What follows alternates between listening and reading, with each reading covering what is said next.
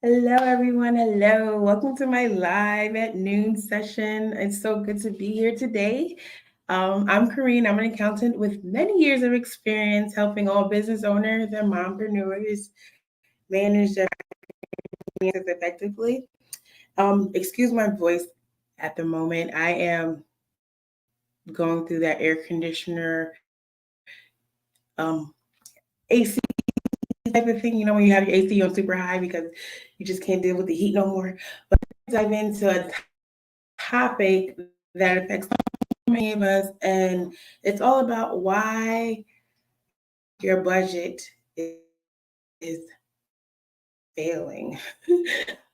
If you ever felt like your financial plans just don't pitfalls, and more importantly, how to overcome them and everything. So I'm over here DJing, like, hold on.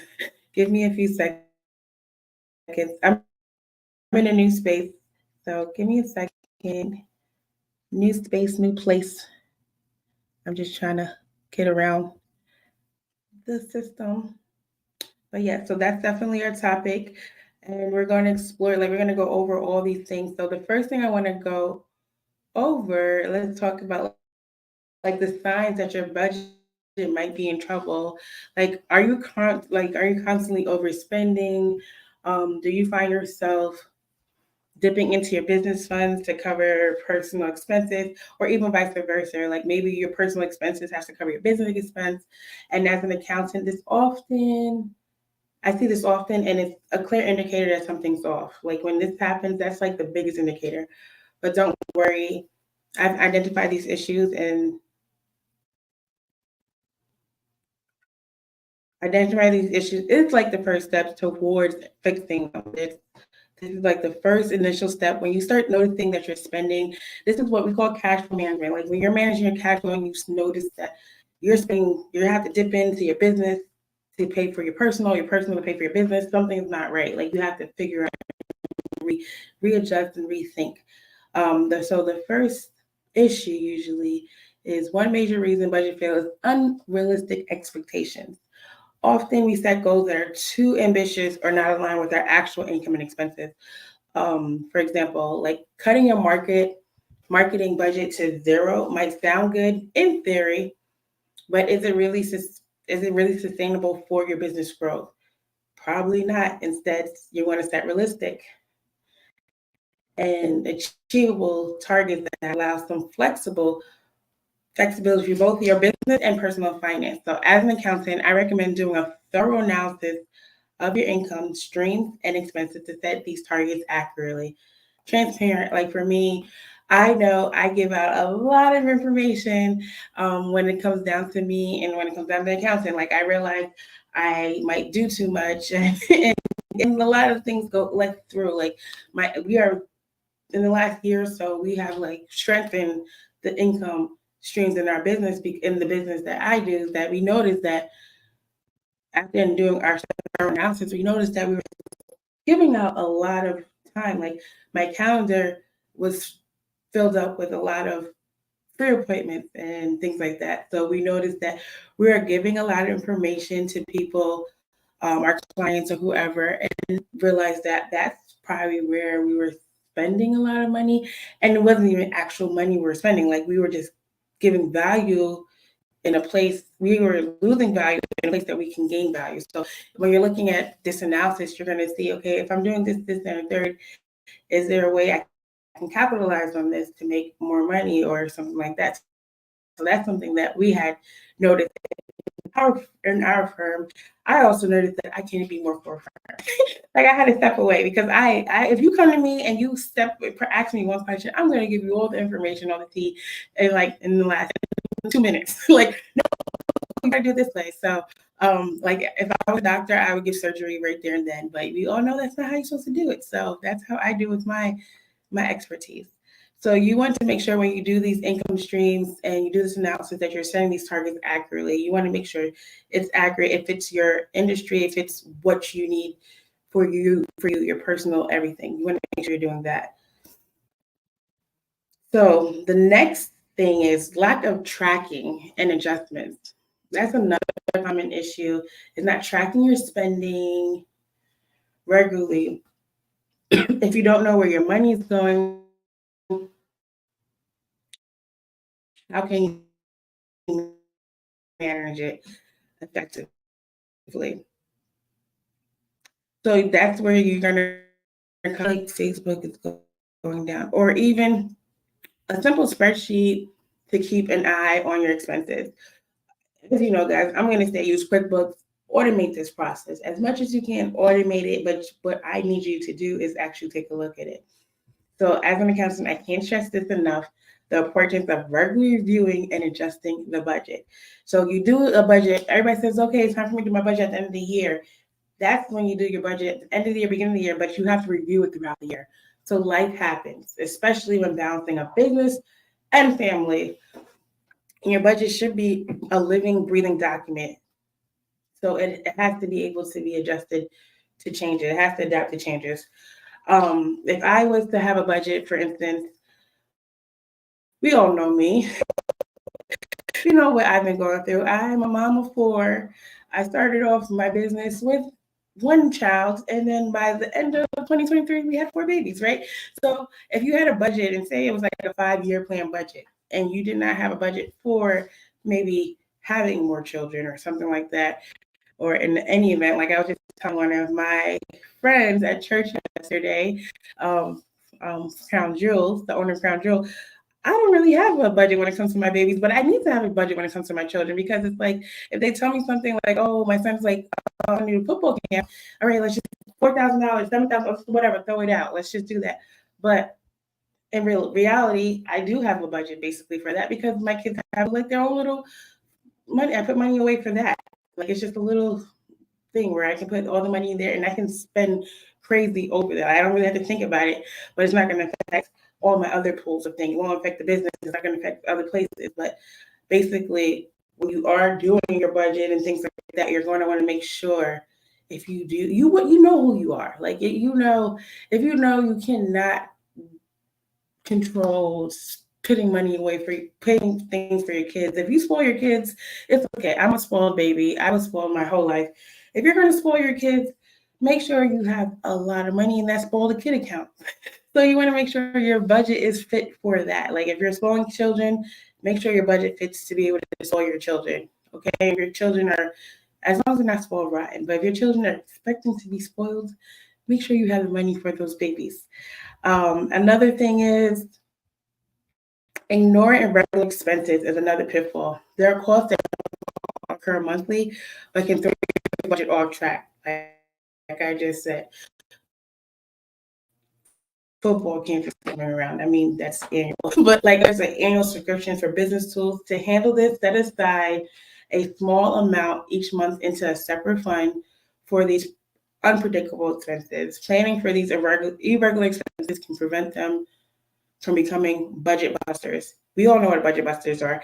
I literally have clients that come to me during tax time, and we're doing their taxes, and even paying their taxes could be a budget buster. Like, oh my gosh, I didn't know I was gonna have to pay this much in taxes. Like, you didn't know you was gonna make them, you don't have to pay that much in taxes. You just didn't plan for it. But at the end of the day, that's one of those budget busters. It's like, I didn't know I was gonna have to pay this much in taxes, because one, you might didn't know, because you didn't know you had that much income in. You were doing great, but you didn't know you worth that much income, and you probably did not do record keeping. So the expenses that you actually probably did spend, we didn't get to account for it. So when you don't do the right record keeping, I had a client the other day when I told her, let's not really worry about getting your taxes done right away. Let's focus on more doing the record keeping part of the business, and let's put you in extension, and we'll set you up when you're on QuickBooks. You're going to connect everything in your every account that you can think of, and you're going to do the record keeping on that part. She's she's gonna she doesn't owe taxes anymore. She didn't owe anything to the IRS or the state. She's getting back thousands of dollars instead, because she was able to account for every single dime and penny into her business, and figure out that this is this, that, and third. She did that. Then I have people that totally forgot to tell me that they paid estimated taxes. So when you sit back and think, when you're doing your budget, when you're doing the record keeping part, and you sit back and think about what you're doing, that helps you make sure you don't do unpredictable things and have budget busters like paying taxes. Even though everybody would know you got to pay taxes at the year if you own a business. Um, Even though you don't need to, but that's basically it.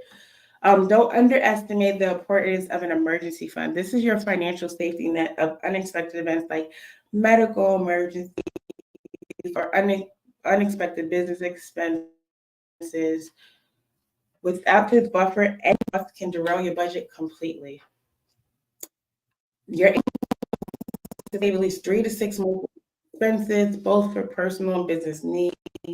As an accountant, I see how crucial this buffer can be and make outsource clean. If I'm ready to outsource anything in my business, I definitely make sure I have about 6 months of whatever I'm outsourcing. If I'm hiring an assistant, if I'm hiring social media, whatever I'm hiring or whatever I'm doing, I'm not going to hire that person if I can't pay them out 6 months in advance. Like if I can't afford to pay them for 6 months, it's not going to happen. That's part of our budget test. Like if it does not fit the 6 month litmus test, we can't bring that on at the moment. It's not saying it's not gonna happen, but at the moment it's not gonna work for our budget.